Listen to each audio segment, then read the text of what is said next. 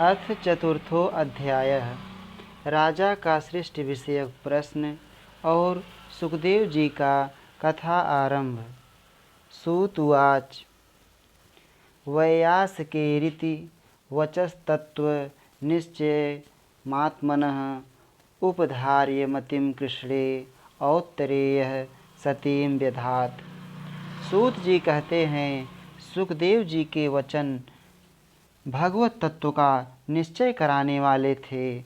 उत्तरानंदन राजा परीक्षित ने उन्हें सुनकर अपनी शुद्ध बुद्धि भगवान श्री कृष्ण के चरणों में अनन्य भाव से समर्पित कर दी। शरीर, पत्नी, पुत्र, महल, पशु, धन, भाई बंधु और निष्कंटक राज्य में नित्य के अभ्यास के कारण उनकी दृढ़ ममता हो गई थी। एक क्षण में ही उन्होंने उस ममता का त्याग कर दिया।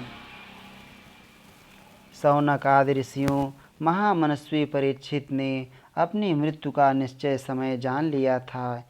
इसलिए उन्होंने धर्म, अर्थ और काम से संबंध रखने वाले जितने भी कर्म थे उनका संन्यास कर दिया। इसके बाद भगवान श्री कृष्ण ने सुदृढ़ आत्मभाव को प्राप्त होकर बड़ी श्रद्धा से भगवान श्री कृष्ण की महिमा सुनने के लिए उन्होंने श्री सुखदेव जी से यही प्रश्न किया जिसे आप लोग मुझसे पूछ रहे हैं। परीक्षित ने पूछा, भगवत स्वरूप मुनिवर, आप परम पवित्र और सर्वज्ञ हैं। आपने जो कुछ कहा है वह सत्य एवं उचित है। आप ज्यों-ज्यों भगवान की कथा कहते जा रहे हैं त्यों-त्यों मेरे अज्ञान का पर्दा फटता जा रहा है। मैं आपसे फिर भी यह जानना चाहता हूँ कि भगवान अपनी माया से इस संसार की सृष्टि कैसे करते हैं। इस संसार की रचना तो इतनी रहस्यमयी है कि ब्रह्मादि समर्थ लोकपाल भी इसके समझने में भूल कर बैठते हैं।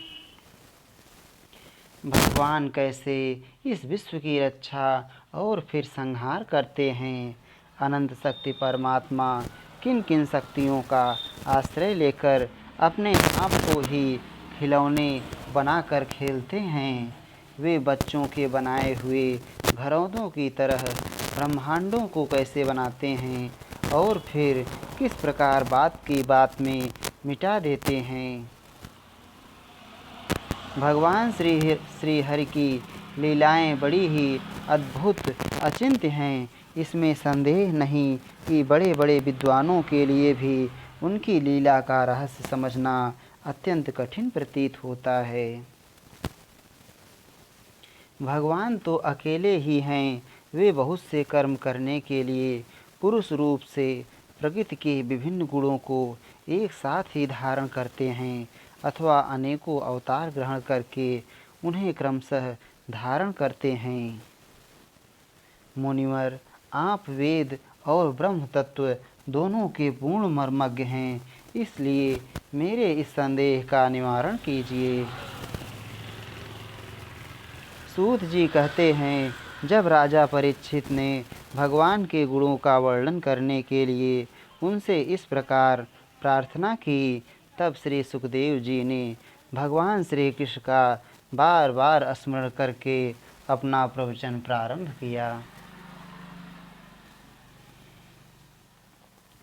श्री सुखदेव जी ने कहा, उन पुरुषोत्तम भगवान के चरण कमलों में मेरे कोटि कोटि प्रणाम हैं, जो संसार की उत्पत्ति, स्थिति और प्रलय की लीला करने के लिए सत्व, रज तथा तमो गुण रूप तीन शक्तियों को स्वीकार कर ब्रह्मा, विष्णु और शंकर का रूप धारण करते हैं, जो समस्त चराचर प्राणियों के हृदय में अंतर्यामी रूप से विराजमान हैं, जिनका स्वरूप और उसकी उपलब्धि का मार्ग बुद्धि के विषय नहीं हैं, जो स्वयं अनंत हैं तथा जिनकी महिमा भी अनंत है।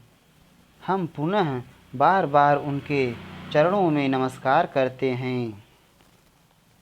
जो सत्पुरुषों का दुख मिटाकर उन्हें अपने प्रेम का दान करते हैं, दुष्टों की सांसारिक बढ़ती रोककर उन्हें मुक्ति देते हैं, तथा जो लोग परमहंस आश्रम में स्थित हैं उन्हें उनकी भी अभीष्ट वस्तु का दान करते हैं, क्योंकि चर अचर समस्त प्राणी उन्हीं की मूर्ति हैं, इसलिए किसी से भी उनका पक्षपात नहीं है। जो बड़े ही भक्तवत्सल हैं और हठपूर्वक भक्तिहीन साधन करने वाले लोग जिनकी छाया भी नहीं छू सकते, जिनके समान भी किसी का ऐश्वर्य नहीं है, फिर उससे अधिक तो हो ही कैसे सकता है। तथा ऐसे ऐश्वर्य से युक्त होकर जो निरंतर ब्रह्मस्वरूप अपने धाम में विहार करते रहते हैं, उन भगवान श्री कृष्ण को मैं बार बार नमस्कार करता हूँ। जिनका कीर्तन, स्मरण, दर्शन, वंदन, श्रवण और पूजन जीवों के पापों को तत्काल नष्ट कर देता है, उन पुण्य कीर्ति भगवान श्री कृष्ण को बार बार नमस्कार है। विवेकी पुरुष जिनके चरण कमलों की शरण लेकर अपने हृदय से इस लोक और परलोक की आसक्ति निकाल डालते हैं और बिना किसी परिश्रम के ही ब्रह्म पद को प्राप्त कर लेते हैं, उन मंगलमय कीर्ति वाले भगवान श्री कृष्ण को अनेक बार नमस्कार है। बड़े बड़े तपस्वी, दानी, यशस्वी, मनस्वी, सदाचारी और मंत्रवेत्ता जब तक अपनी साधनाओं को तथा अपने आप को उनके चरणों में समर्पित नहीं कर देते, तब तक उन्हें कल्याण की प्राप्ति नहीं होती। जिनके प्रति आत्मसमर्पण की ऐसी महिमा है, उन कल्याणमयी कीर्ति वाले भगवान को बार बार नमस्कार है। किरात, हूण, आंध्र, पुलिंद, पुलकस, आभीर, कंक, यवन और खस आदि नीच जातियाँ तथा दूसरे पापी जिनके शरणागत भक्तों की शरण ग्रहण करने से ही पवित्र हो जाते हैं, उन सर्वशक्तिमान भगवान को बार बार नमस्कार है। वे ही भगवान ज्ञानियों के आत्मा हैं, भक्तों के स्वामी हैं, कर्मकांडियों के लिए वेद मूर्ति हैं, धार्मिकों के लिए धर्म मूर्ति हैं और तपस्वियों के लिए तपः स्वरूप हैं। ब्रह्मा, शंकर आदि बड़े बड़े देवता भी अपने शुद्ध हृदय से उनके स्वरूप का चिंतन करते और आश्चर्यचकित होकर देखते रहते हैं। वे मुझ पर अपने अनुग्रह की प्रसाद की वर्षा करें। जो समस्त संपत्तियों की स्वामिनी लक्ष्मी देवी के पति हैं, समस्त यज्ञों के भोक्ता एवं फलदाता हैं, प्रजा के रक्षक हैं, सबके अंतर्यामी और समस्त लोकों के पालन करता हैं, तथा पृथ्वी देवी के स्वामी हैं, जिन्होंने यदुवंश में प्रकट होकर अंधक, वृषणी एवं यदुवंश के लोगों की रक्षा की है, तथा जो उन लोगों के एकमात्र आश्रय रहे हैं, वे भक्तवत्सल संत जनों के सर्वस्व श्री कृष्ण मुझ पर प्रसन्न हों। विद्वान पुरुष जिनके चरण कमलों के चिंतन रूप समाधि से शुद्ध हुई बुद्धि के द्वारा आत्म तत्व का साक्षात्कार करते हैं तथा उनके दर्शन के अनंतर अपनी अपनी मति और रुचि के अनुसार जिनके स्वरूप का वर्णन करते रहते हैं, वे प्रेम और मुक्ति के लुटाने वाले भगवान श्री कृष्ण मुझ पर प्रसन्न हों। जिन्होंने सृष्टि के समय ब्रह्मा के हृदय में पूर्व कल्प की स्मृति जागृत करने के लिए ज्ञान की अधिष्ठात्री देवी को प्रेरित किया और वे अपने अंगों के सहित वेद के रूप में उनके मुख से प्रकट हुईं, वे ज्ञान के मूल कारण भगवान मुझ पर कृपा करें, मेरे हृदय में प्रकट हों।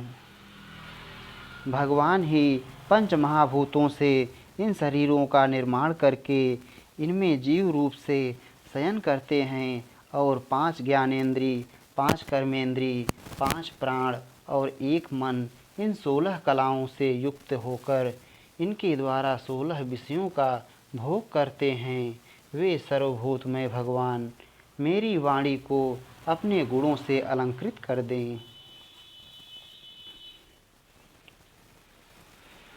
संत पुरुष जिनके मुख कमल से मकरंद के समान झरती हुई ज्ञानमयी सुधा का पान करते रहते हैं, उन वासुदेवावतार सर्वज्ञ भगवान व्यास के चरणों में मेरा बार बार नमस्कार है। परीक्षित, वेद गर्भ स्वयंभू ब्रह्मा ने नारद के प्रश्न करने पर यही बात कही थी जिसका स्वयं भगवान नारायण ने उन्हें उपदेश किया था, और वही मैं तुमसे कह रहा हूँ। इति श्रीमद्भागवते महापुराणे पारमहंस्यां संहितायां द्वितीय स्कंधे चतुर्थो अध्यायः।